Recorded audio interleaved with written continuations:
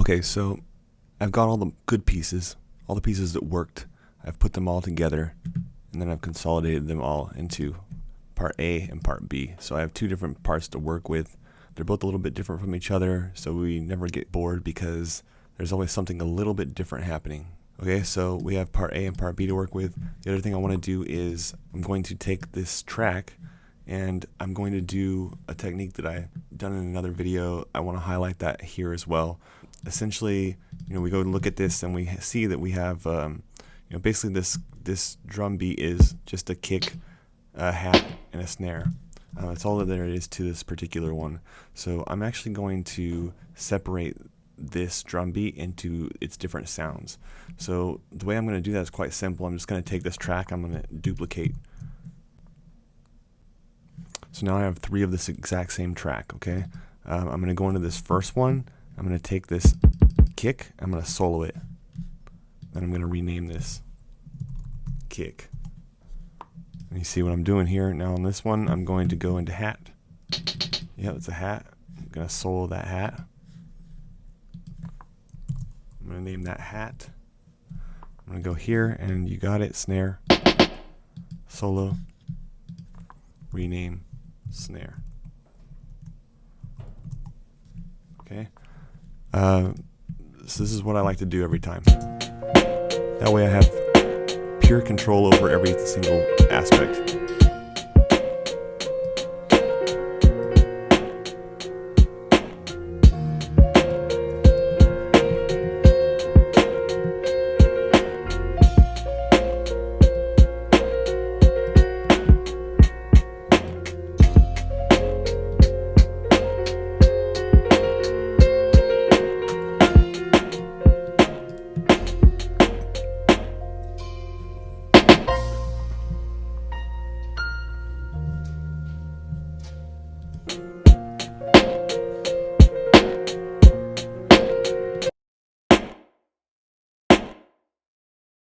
So we had to go in and solo the effect rack, the bottom solo button in the rack.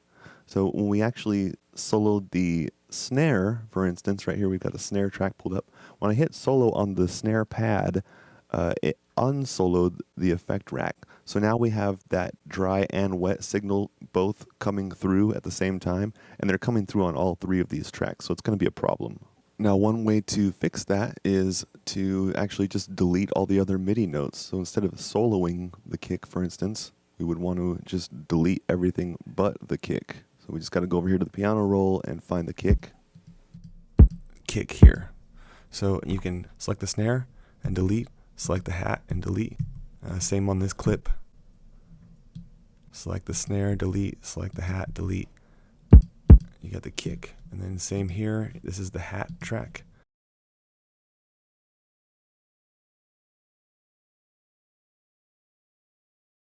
So I'm even going in here and changing the color coding on them. That way they're all drums, they're all a shade of blue, but they're all a different color. Okay, so just in case anybody out there is like, what the heck are you talking about, dude? I'm going to just kind of briefly go over and illustrate exactly what it is that I'm talking about. Okay, so this filter cutoff is at about 4.60.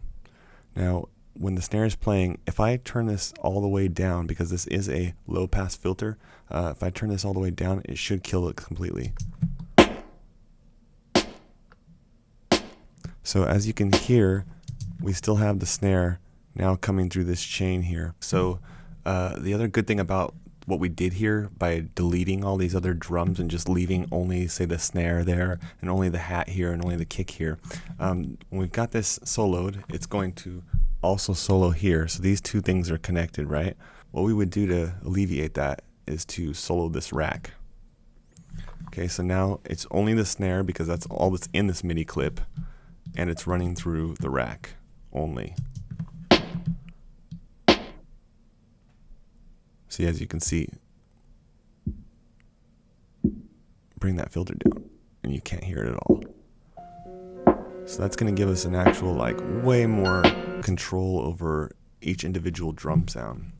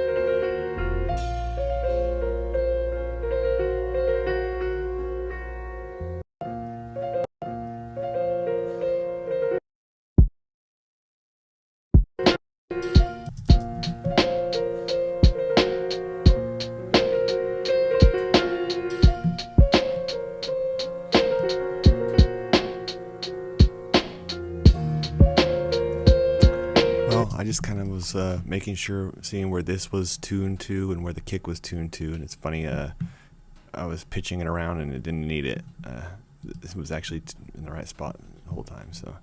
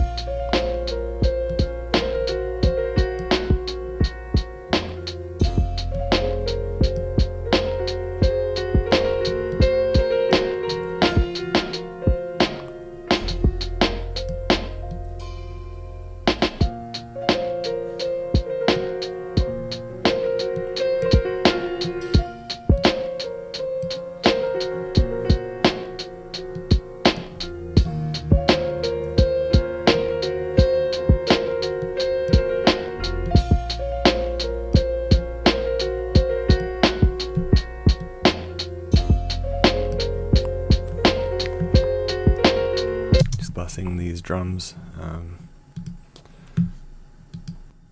like to run the drums through a drum bus, just kind of glue them all together with some compression.